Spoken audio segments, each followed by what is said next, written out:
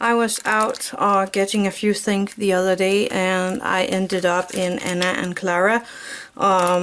It says all over the world, but I'm not sure that is meant like they have shops everywhere, but more like they get stuff from all over the world. I think that's more the reason why it says all over the world.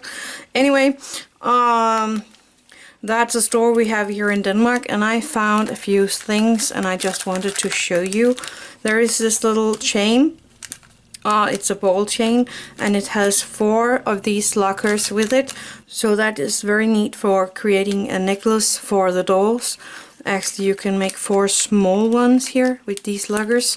So that is a bargain, and that was only 10 Danish crowns. So that is actually not more than, it's a little under $2, so it's not that bad. Then I found these hearts charms, and again they are 9 kroner, so a little less than $2, so I think that's very cheap.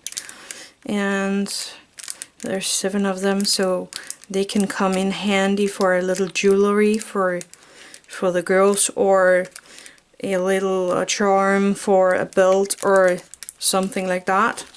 And I found these. They were a little more expensive, as there's only 3, but they are still 10 crowns, so that's around a little less than $2. It's €139. You can see the price here.